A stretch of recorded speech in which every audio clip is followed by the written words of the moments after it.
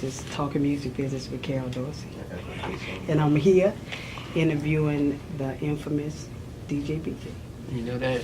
Yeah. Nah, it's a lot. I mean, for me to come to you for this interview, it's not that I'm doing it because you're not the average DJ. Mm-hmm. And so in my profession with this music business, I try to bring out, the raw and uncut and bring out people that's making moves in the industry so you can educate the people that's out here trying to make the same kind of moves. So start from the beginning. So your real name? My real name is Brian Jackson. That's where the whole DJBJ part of me, that's where it come from. It's just an authentic name, nothing made up. It's a real name. Throw the DJ in front of it, and the rest is history. So. Okay, so when all this started? When you decided to be a DJ? What made you become a DJ?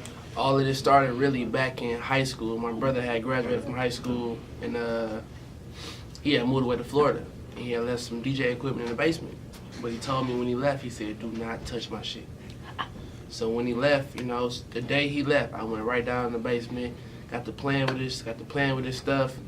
And my man's called me, and he was like, "What you doing, bro?" I'm like, "I'm DJing." He was like, "All right, I'll call you right back." He called me back in 5 minutes. He's like, "All right, I got a party for you." Yeah. And then went from that to my first party ever did, blew all my speakers, blew all my equipment, to backyard parties, then to halls, then to being 17 in the 21 and up clubs, then to concerts, then to radio, then to mixtapes, then to Shade 45, then to 106, to the Black Bottles, to... Oh, the history, you telling it all, but I'm going to backtrack. I didn't get it. You telling it all. Okay, now. So it's crazy. As you was DJing in the basement, what was your technique? Because, each DJ, they have their own technique that they cater to. What you was more hip-hop driven, street style DJing? Did you participate with the mainstream to cover what demographics? When you decided that scratch, really, actually, I'm gonna say this. No offense to all the DJs, but scratching has never paid my bills. So so when I studied DJing, I didn't study scratching. I never studied the scratch. I studied the mouthpiece, the talking. And I know in the field of DJing, it's 3 different fields. You have your scratching battle DJs. You have your radio DJs, and you have your mixtape DJs. And drama was always an idol for me, what I'm saying? But not saying he's not an idol no more, but you know what I'm saying, me and him, we in the same field now, so you know what I'm saying, everybody is cool until they become competition. I met you a couple of years back. You remember I called you to the office to come in because of the word on the street, you was the hottest DJ coming up, and you had a group that you was breaking, which was the Cash Out, those boys, I don't know if I say it correctly, and that drawed me to your attention. That was 2 years ago. Right. And I called you down to the office and we chopped it up because you have a technique into branding artists.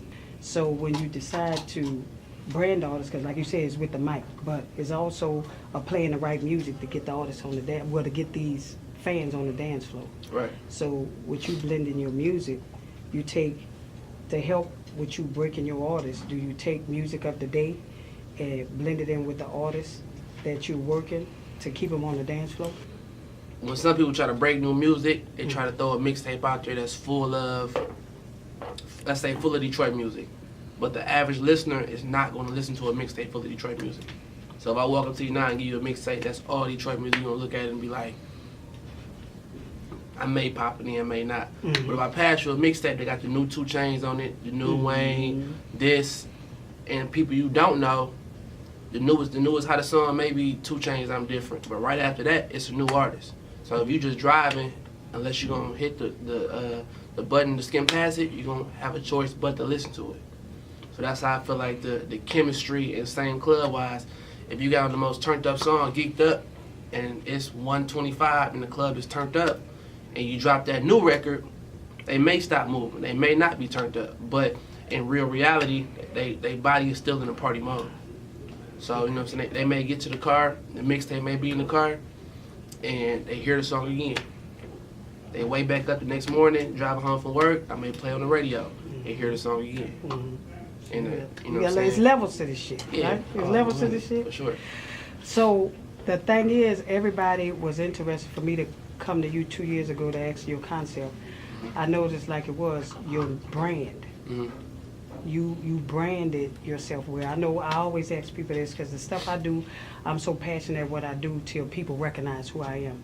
So what I see, I think the passion in your work made you relevant, and that's a good thing. You didn't go out and say, well, this is what I want to do, DJBJ. You was passionate about how you did it, and people draw attention to you. Because like I said, it came to me, and that was a good thing. I was like, oh, he putting his work in, he doing his line. So when you do your creative side and do what you do, did you come in, did you sit down and say, know what, this is, people are recognizing. When you got that first recognition of, know what, I'm somebody. The first actual feeling when I realized it, I'm gonna say when I hit radio. Cause my first day on radio, it was actually, I was scared of shit. I'm not gonna lie to you. First day mixing was scared of shit, but it was so much confidence coming from my parents, my brother, and that's when I realized I had real fans. You know what I'm saying? From mixtapes and from my first day on radio. It's been fans from day one, and once the fans induce, they make you feel a certain type of way. When somebody tweets you like you going in, or somebody hear a mixtape and they like, that was a sweet ass, boom, boom, boom. The little stuff you think you fucked up on, they love it. Yeah. So when somebody loves your fuck up, that's when you know that's you did what you had to do. Watching your career these past couple of years, I see you have elevated to, you know, bigger things. You're not just a DJ. Like you said, you radio DJ, radio personality. You traveling all over the world. People are requesting your presence. We're actually in one of your facilities that you were talking. This is my store here. It's called The Spot. I actually linked up with a girl named Erin. You two can be vain. And we really wanted to have a store where, like, there's a lot of local designers in Detroit. Myself, herself, a lot of people, but they have no place to showcase their items. You know what I'm saying? All because Detroit is a hate city. So that's why I wanted to call my store The Spot. Like, you know what I'm saying? I'm headed to The Spot. The Spot is, you never know what you're going to buy there.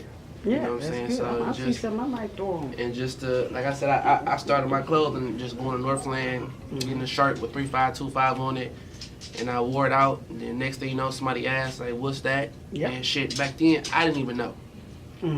So I'm just like, you know what I'm saying, that's my name. And I went and got another one printed up for my mans. Then before I know it, I met a distributor buying shirts. And before I know it, online orders 3525, right? Yeah, 3525. So it was just a concept you came out the blue. You wasn't expecting nothing of it to come up with, because when I first saw it, it caught my attention, because I would always say, well, what does that mean? And then they say it means DJBJ, so it made sense. Yeah, but it's a deeper meaning than that. That's what it originally was. I was actually a marketing scheme I thought of in college. You know what I'm saying? I researched Cash Money, researched Rockefeller, and before Jay-Z could make a shirt that said Jay-Z on it, or before Cash Money could make a shirt that said Baby on it, they had to throw something else out. Just like, you know what I'm saying, Diddy had Bad Boy. So before I make a shirt with DJBJ on it, people wouldn't wear that, because they're like, why would we wear a shirt with his name on it? That's when I thought of 3525. It's the same thing, but you know what I'm saying? But people don't know. But this is really more of my whole 3525 movement is really more of a lifestyle. It's like, this is not a clothing line, it's a lifestyle. You know what I'm saying? Of somebody coming from the... Pay attention. I see you got, look, pay attention. That's what pay it attention. is. With you going back to, like you said, with your mixtapes and doing your things, because a lot of people with artists, when they see DJBJ on it, they will listen to it. So it is, I think you have catapult yourself where your brand has open eyes for other artists and be able to hear them, letting their music be heard. So you are another marketing technique for hip hop artists today. If they deal with DJBJ, is 9 out of 10 their music will be heard. So do you selectively choose your style of music when artists come to you to make their project? I feel like if they come to me, they come to me for a reason. But if I'm not gonna say for the ticket I charge, if they're gonna pay the ticket and they really want the response they want to get. So that means I don't think an artist would come to me with mix and master music, or because before I would take the money for that, I would say, like, just keep your money, go put that money into getting the mix and master, or go take that money and go get posters made up and do this instead of having me just to pay the host mixtape. Even for new artists who they first mixtape, I wouldn't always say for me to host it. Okay. They drop that first one, let it out, and let me come with the second one to buzz it up. Okay. So it's, you know what I'm saying, it's deeper than rap. But Okay. I use my mixtapes as a way to connect with people, build a new crowd, and they use my following, I use their following, and that's how we cross market. People have been requesting you to come to other cities. So you like that feeling to know that your brand is passing your home, Detroit? Yeah, what's funny, I was just in Cleveland with Ray Jr. I was in the club DJing, and you know, everybody looking like, who is this new dude in the club? Boom, boom, boom. But as soon as I hit my drop, Mr.3525, it was just seemed like the whole vibe changed. Now people bringing me drinks, you know what I'm saying? What's up, BJ? How you doing? Okay. It's just So your work paying off. Yeah, I'm not gonna say it feel bad, but it feel good that when it's here, you gotta fight for a certain amount. You gotta fight for a drink in the club. You know what I'm saying? But as soon as you go out of town, they pay you the ticket that you want, hotel room, bottles. They treat you like king and queen. So Detroit brought in a lot of platinum plus mega stars like Aretha Franklin, you know, the Isley Brothers, everybody that sold over 20 plus million units. It was brought to, so I consider, you know, Detroit the Motown city, regardless of what music. The music was definitely heavily generated here. Right. And to say hip hop haven't grasped to that, you know, Yeah. it's a thing. So I think you bringing in another brand where people can recognize that thing. I learned a lot because my father worked at a record store and got records back in the day. So just watching him learn up. And when I was a kid, he had a book full of people, famous people he took pictures with. So I told him, like, one day, bro, look, I'm going to have that same book full of famous people that I took pictures with. You know what I'm saying? It's just, I feel like this whole movement is you know what I'm saying, it's the game memories and relationships. I'm glad to see your progress in your career. As far as, because like I look at you as another level of a DJ, you more than, like you said, you more than scratching, you more into branding and breaking artists, and that's a good thing, and they need that. How could people find you in this, how to get to DJBJ? They can find me on Twitter, Instagram, Facebook, at DJBJ3525, website too, DJBJ3525.com. Shout out to Coin Handlers one time. Email me too, coinhandlersmgt@gmail.com too.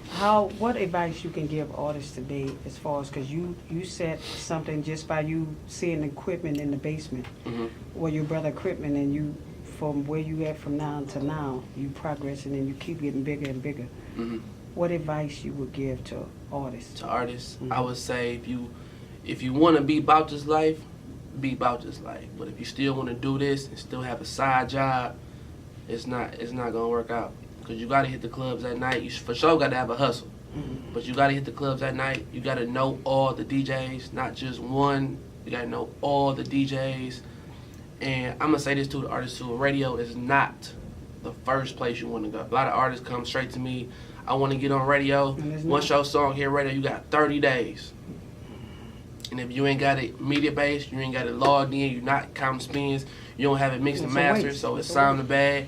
You don't have posters in the streets, mixtape lined up, video ready to be done. You're wasting your time. Have a plan of action, you know what I'm saying? Have flyers up, have posters up, have single CDs, have a mixtape ready. When that one drop, have already another one lined up ready, single ready, everything media based, everything mixed and mastered. So once you do come to me, I can't say like, what's up, you know what I'm saying? BJ, I got all this done already. It's more about business than about the music. The music is there, because you see what's coming out now. You know what I'm saying? The music is just, you can come out with anything now. Like, drop that nay-nay. I was just like... So. It is what it is. What, also, I gotta get this, because you're a real business-minded man. You have you have indulged into other endeavors, because I see you talk about the black bottles and everything. What's your, I see you all around, DJ. You doing it all. You dipping your hands, you prospering all kinds of I actually got mad one time, because I got posted a lot about my store, the spot, on my Instagram. And somebody actually commented, they was like, bro, you're not a DJ no more. And it kind of like pissed me off, which, you know what I'm saying? But as I thought about it, like, DJing was just my avenue to get my foot in the door. You know what I'm saying? Besides me DJing, acting, you like doing it all. Shit. Yeah, you know what I'm saying? So Don't that was yourself. just all it takes is one thing to get you to the next level, to get other opportunities. Yeah, like Ludacris, he started off as a DJ. You know what I'm saying? You So, see where he went with it? Very so talented. I feel like this is my platform to eat for life. Of course. But like I said, this is my platform to better myself in the long run too. I know that's services you provide, but what DJBJ got? Do me 2 different categories. Alright, so my personal mixtapes, I got my Pay Attention line.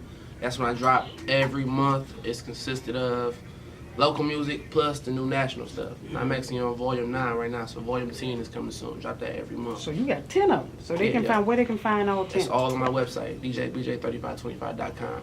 I try to paint a picture of my mixtape. So I had BJ's Coney Island, and if you listen to that, it sounds like you're at a Coney Island. Okay. It's people calling in, ordering food, try to paint a picture. So Can't Wait Around Part 1, Part 2. It's tons of them. I got the Blueprint 1, 2, and 3. I just try to paint a picture of my mixtapes. And I can't forget Straight Bucket Naked Part 1 and Part 2.